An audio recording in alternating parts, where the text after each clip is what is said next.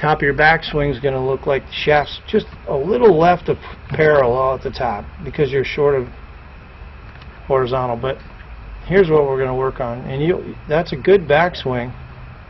See how it crosses? The club's sort of pointing a little to the right. Yeah.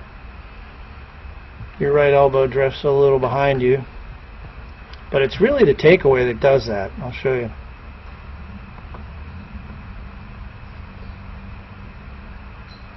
You get a little bit of hands right away into the shot. You start bending your wrists, and what we want to try to do is look a little more like this. Oops.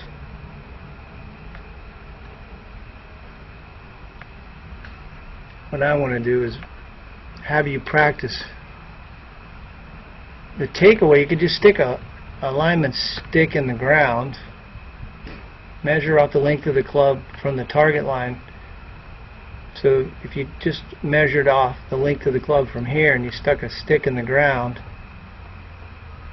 pretty much on the same angle as the club shaft when you address the ball, what you'll find is the club head and the hands and the shaft want to stay on that line. So you can see the triangle didn't really bend. He's not breaking his wrists or anything. His hands are very passive. Yeah. Alright, that's really what we want you to work on, because I think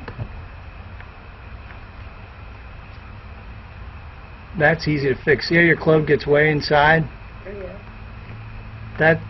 Now you're going to have to lift it up because it's out of position.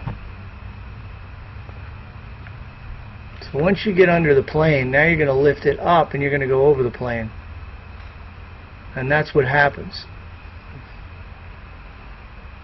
So once we get you on the plane, going back. So this is what I'm doing, and then this is what I should be doing? Something like that, yep. What you should be doing is going back like this guy here, and then when he starts down, his club's coming down on exactly pretty much the same plane. So let me explain it like this. I don't know what is wrong with this thing. My mouse decided not to work all of a sudden. There we go. When he cocks his wrist, notice how the shaft is almost exactly parallel to that lower line. Yeah. Alright, when he comes down, it's going to be on the same line or a little more shallow. So the angle that he comes back and through on is the same. Well, you don't do that.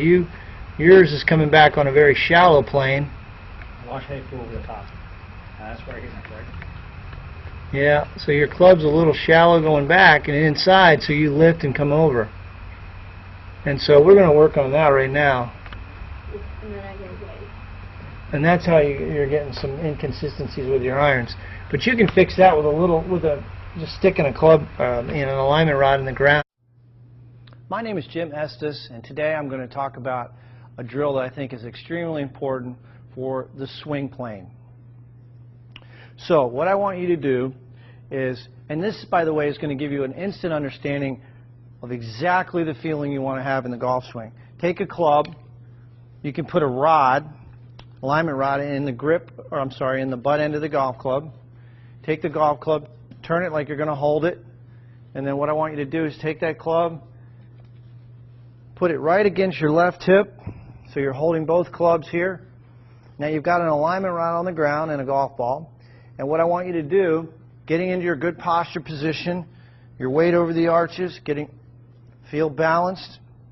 The insides of the heels are going to be about the width of your hips.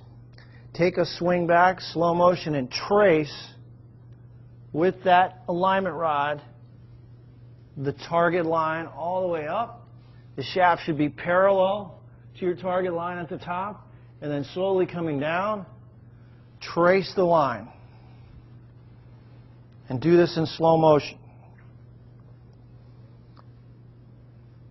Right into the impact position.